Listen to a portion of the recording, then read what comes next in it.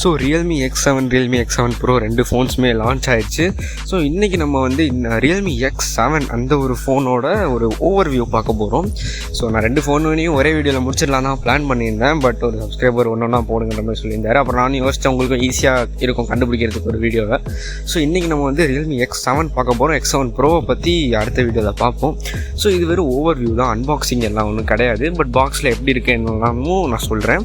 So first வந்து நம்ம இந்த பாக்ஸை பற்றியே பேசுவோம். ஏன்னா ரியல்மி இந்த தடவை அந்த பாக்ஸை பற்றி கொஞ்சம் ஓவராக பேசியிருக்காங்க. நாங்கள் புது டைப் ஆஃப் பாக்ஸ் பண்ணியிருக்கோம் அப்படி அது இதுன்னு சொல்லிட்டு. ஸோ அது என்ன பாக்ஸ்ன்னு உங்களுக்கு பிக்சர் காட்டுறேன். ஸோ இதான் அந்த பாக்ஸு. ஸோ இந்த பாக்ஸ் வந்து பார்த்தீங்கன்னா புதுசாக ட்ரை பண்ணியிருக்கோன்றாங்க. என்னென்னா அந்த ரியல்மியோட அந்த மஞ்சள் கலர் இல்லாமல் வித்தியாசமாக இருக்குது. ஓகே, நல்ல விஷயம் தான். அந்த OnePlus பாக்ஸ்லாம் கொஞ்சம் நீட்டமாக இருக்கும் பார்த்தீங்களா, அந்த மாதிரி இருக்குது.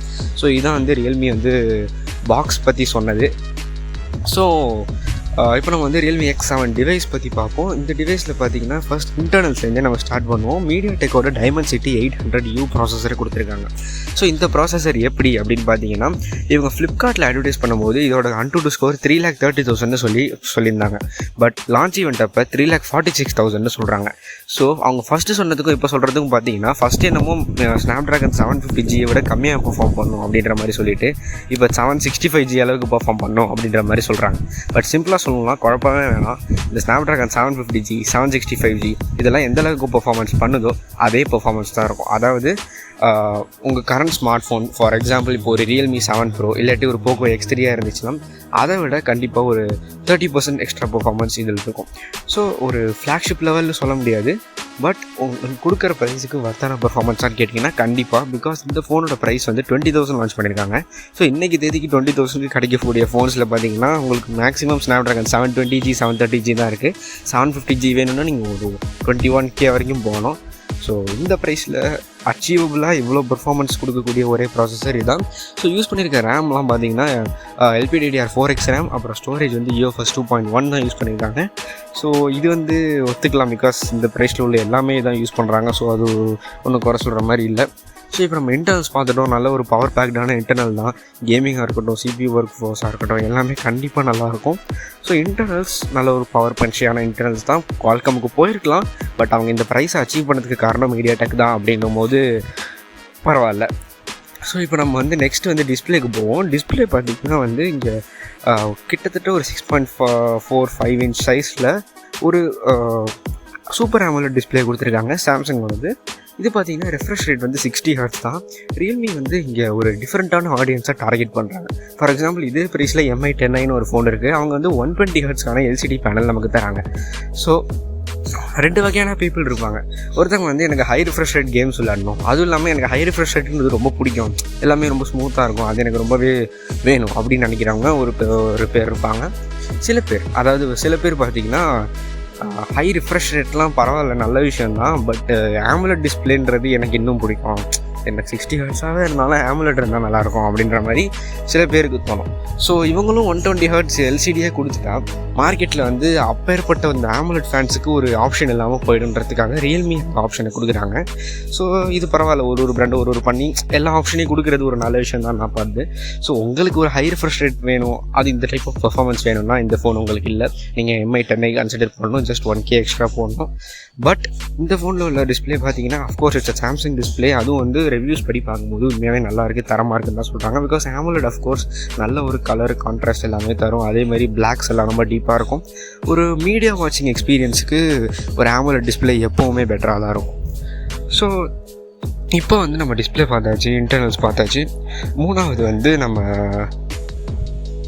கேமராஸ் பார்ப்போம். கேமராஸ் வந்து இங்கே அவங்க என்ன சொதப்பியிருக்காங்களா என்னென்னு எனக்கு நான் சொல்ல தெரியல. இது அவங்க லான்ச் ஈவெண்ட்டில் சொல்லவும் இல்லை, எங்கேயும் மென்ஷனும் பண்ணல. But people should know this. இப்போ வந்து இந்த ஃபோனுக்கு எந்த ரிவ்யூஸும் வெளியே வரல. பட் வெளியே வந்தாலும் சொல்லுவாங்களான்னு எனக்கு தெரியல. பட் இதை பார்க்குறவங்க நீங்கள் மேலே தெரிஞ்சுக்கோங்க. ஸோ இந்த ஃபோனில் பார்த்தீங்கன்னா 64 MPக்கான ஒரு ப்ரைமரி கேமரா கொடுத்துருக்காங்க, ஒரு 8 MPக்கான அல்ட்ரா வைட் ஆங்கிள் கொடுத்துருக்காங்க, அப்புறம் வந்து ஒரு 2 MP மேக்ரோ கொடுத்துருக்காங்க. டெப்த் கிடையாது, ட்ரிபிள் கேமரா செட்டப் தான். ஏன்னா ரியல்மி குவாடுன்னு சொல்லி அவங்களே ட்ரிபிள் கொடுத்துருக்காங்கன்னா பரவாயில்லைங்க. பிகாஸ் அந்த 2 MP டெப்த்தை வச்சுட்டு எதுவும் பண்ண போகிறது இல்லை நம்ம. ஸோ இப்போ போர்ட்ரேட் எல்லாமே வந்து சாஃப்ட்வேர்லேயே அச்சீவபுளாக வந்துருச்சு. ஸோ அந்த டெப்த் தேவையில்லை. ஸோ அது பரவாயில்ல தான். பட் இங்கே நான் சொல்ல வேண்டியது main camera. So launch event எப்படி போகுது அப்படின்னா, இங்கே வந்து 64 MP சூப்பரான கேமரா கொடுத்துருக்காங்க அப்படின்னு சொல்லிட்டு அவங்க X7 Pro பற்றி பேசும்போது X7 Proவில் நாங்கள் சோனி IMX686 கொடுத்துருக்கோம் அப்படின்ற மாதிரி கூட சொல்லிட்டாங்க. ஸோ நம்ம லான்ச் ஈவெண்ட்டை பார்த்து முடிச்சு கொஞ்சம் நேரத்தில் எனக்கு என்ன ஃபீலிங் வந்துச்சுன்னா, 2 ஃபோன்லேயுமே வந்து சோனி சென்சார் இருக்குன்ற மாதிரி ஒரு ஃபீலிங் வந்துடுச்சு.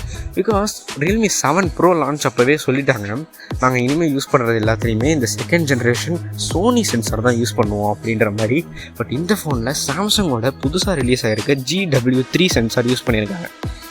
ஸோ எனக்கு உள்ள கேள்வியெல்லாம் நான் சொல்லிடுறேன். ஃபர்ஸ்ட், எப்போவுமே வந்து சாம்சங்கோட ஃபர்ஸ்ட் ஜென்ரேஷன் GW1 64 MP சென்சாரை விட சோனியோட IMX682 இருக்கட்டும், IMX686 இருக்கட்டும், ரெண்டுமே நல்லா பெர்ஃபார்ம் பண்ணிச்சு. பட் அந்த சாம்சங் சென்சார் ஒன்றும் அவ்வளோ மோசம் கிடையாது. But Sony was considerably better. Because Realme வந்து சொல்கிறாங்க, எங்களோட X சீரிஸ் தான் ப்ரீமியம், நாங்கள் இதுக்கு தான் மேஜர் ஃபோக்கஸ் தருவோன்னு.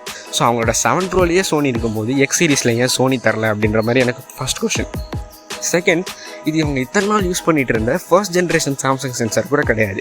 இது வந்து GW3 அவங்களோட 3rd ஜென்ரேஷன் சென்சார். ஸோ இவங்க அதே ஒரு மார்க்கெட்டிங் டேர்மாகவே யூஸ் பண்ணியிருந்துருக்கலாம். பட் அவங்க என்ன சென்சார் யூஸ் பண்ணுறாங்கன்னே சொல்லாமல் மறைச்சிட்டாங்க.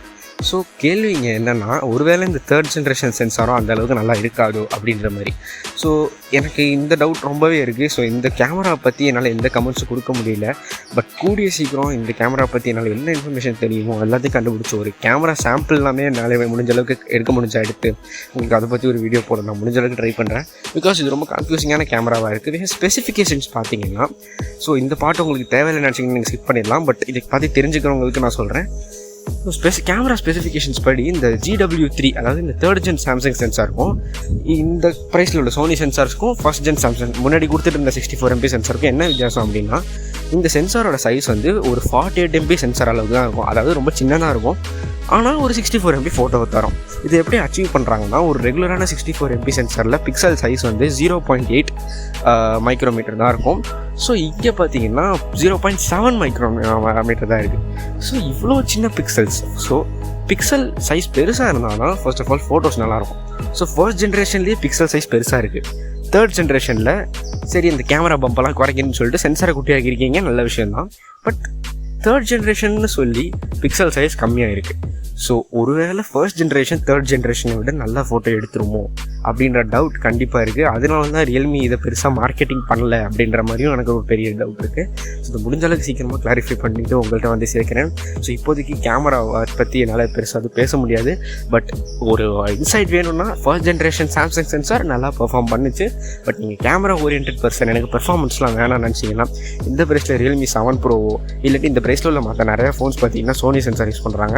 அது இன்னமும் ரொம்பவே பெட்டராக இருக்கும். ஸோ நீங்கள் அதுக்கு போகலாம்.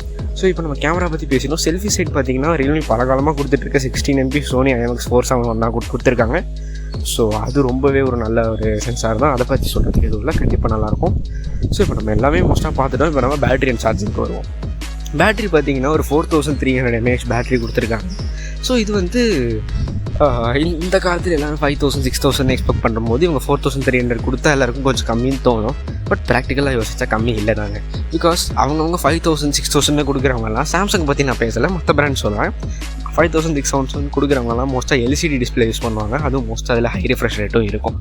ஸோ LCD டிஸ்பிளே பொதுவாகவே நிறையா சார்ஜ் எடுக்கும் AMOLED விட. அதுவும் ஹை ரெஃப்ரெஷ் ரேட் சொல்ல வேணால் அது அதை விட சார்ஜ் எடுக்கும். ஸோ இதில் வந்து ரெஃப்ரெஷ் ரேட்டும் ஹை கிடையாது, 60 Hz தான். அது இது ஒரு AMOLED டிஸ்பிளே வேறு. ஸோ நார்மலாகவே அது சார்ஜ் ரொம்ப கம்மியாக தான் எடுக்கும்.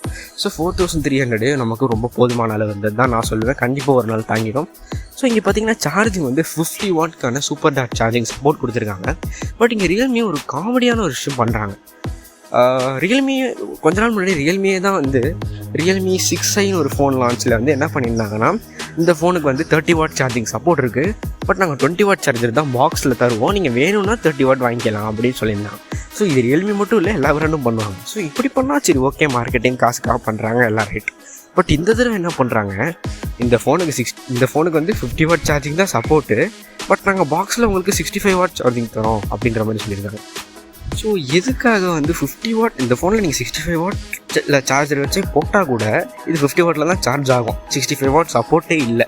பட் எதுக்காக தராங்க அப்படின்னு தெரில. அவங்க அதுக்காக கொடுக்குற ரீசன் பார்த்தீங்கன்னா, கொஞ்சம் நாளில் பார்த்தீங்கன்னா உங்கள் வீட்டில் நிறையா ஃபோன்ஸில் வந்து 65 வாட் சப்போர்ட் ஆகும். அப்போ உங்ககிட்ட அதை சார்ஜ் பண்ண முடியாத ஒரு சார்ஜர் இல்லாமல் இருக்கக்கூடாது. ஸோ நீங்கள் இதே யூஸ் பண்ணிக்கலான்ற மாதிரி என்னமோ சப்பக்கட்டு கட்டினாங்க. பட் என்னை பொறுத்த வரைக்கும் ரீசன் என்னென்னா, ரியல்மி வந்து ஓப்போவோட சிப்ளிங். ஸோ அவங்க வந்து ஓப்போ டெக்னாலஜி நிறையா யூஸ் பண்ணுவாங்க. ஸோ இந்த 50 வாட் சார்ஜிங்கிறது ஓப்போ 2-3 வருஷம் முன்னாடி கண்டுபிடிச்ச ஒரு டெக்னாலஜி. ஸோ இப்போ ஓப்போ மொத்தமாக 65 வாட்டுக்கு மாற்றி OnePlus-ஆக இருக்கட்டும், ஓப்போ இருக்கட்டும், ரியல்மியாக இருக்கட்டும், எல்லாருமே அதுக்கு மாறிட்டு இருக்க இந்த சமயத்தில் ரியல்மி மறுபடியும் 50 வாட்டுக்கு கொண்டு வந்துட்டாங்க. எனக்கு தெரிஞ்சு மோஸ்ட்டாக 50 வாட் சார்ஜரை அவங்க ப்ரொடக்ஷனே நிறுத்திட்டாங்கன்னு நினைக்கிறேன். அதாவது அந்த சார்ஜர் இன்னும் அவைலபிளாக இல்லை, ஸ்டாக் இல்லை. ஸோ அதை மறைக்க தான் 65 வாட்டு தள்ளுறாங்க. அதுக்கு ஒரு காரணமும் கொடுத்துட்டாங்கன்னு நினைக்கிறேன். ஸோ எனிவேஸ் அவங்க கொடுக்குற காரணமும் நல்லது தான். அவங்கவுங்க சார்ஜரே கட் பண்ணிகிட்டு இருக்க காலத்தில் இவங்க இருக்கிறத விட நிறையா தரன்றாங்க. ஸோ மேபி உங்கள் வீட்டில் இன்னொரு 65 வாட் சப்போர்ட் உள்ள ஃபோன் இருந்துச்சுன்னா நீங்கள் அதுக்கு யூஸ் பண்ணிக்கலாம். ஸோ அந்த விதத்தில் நல்லது. ஸோ பேட்டரி சார்ஜிங் மிஷின் நல்லது தான். ஸோ இந்த வீடியோ ரொம்ப பெருசாக ஆக்க வேண்டாம். மற்றபடி பார்த்தீங்கன்னா இந்த ஃபோன் வந்து ஓவராலாக 19,000 வருத்தா அப்படின்னு கேட்டிங்கன்னா கண்டிப்பாக வருது. யாருக்கு வருதுன்னு கேட்டிங்கன்னா, ஒரு நல்ல மீடியா கன்சம்ஷன் டிவைஸ். ஒரு கேமராஸ் பற்றி என்னால் இது பேச முடியாதுன்னு சொன்னாலும் கண்டிப்பாக ஒரு டீசெண்டான கேமராஸ் இருக்கும். நல்ல ஒரு டீசெண்டான கேமரா எக்ஸ்பீரியன்ஸ் இருக்கும். மொக்கன்னு இல்லை, பட் கேமராவை பற்றி எனக்கு அவ்வளோ தேவையில்லை. பட் கொடுக்குற காசுக்கு நல்ல கேமரா இருக்கணும் அப்படின்னு நினச்சிங்கன்னா கண்டிப்பாக இருக்கும். பட் ரொம்ப கேமரா ஃபோக்கஸ்டாக இருந்தீங்கன்னா இது வேண்டாம். நம்ம முன்னாடியே சொன்ன மாதிரி மேலே ஃபோன்ஸுக்கு போகலாம். So design and build quality நல்லா ஸ்லிம்மாக இருக்கணும், வெயிட்லெஸ்ஸாக இருக்கணும், நல்ல பில்ட் குவாலிட்டி இருக்கணும் அப்படின்னா அதுக்கு போகலாம். அப்புறம் ஃபைனலாக பேட்டரி அண்ட் சார்ஜிங் செம்மையாக இருக்கணும் அப்படின்னு நினச்சா இதுக்கு போகலாம். ஸோ இந்த ஃபோன் வந்து எனக்கு பொறுத்த வரைக்கும் அவ்வளோ இன்ட்ரெஸ்டிங்காக இல்லை. X7 Pro இன்னும் செம்ம இன்ட்ரெஸ்டிங்காக இருந்துச்சு. 30,000 ப்ரைஸ்க்கு செம்மையாக இருந்துச்சு. ஸோ அதோட ரிவ்யூ வந்து ஓவர்வியூ வந்து இன்னும் கொஞ்சம் நாளாக நாங்கள் போடுவோம். ஸோ அதுக்கு stay tuned. So thanks lot.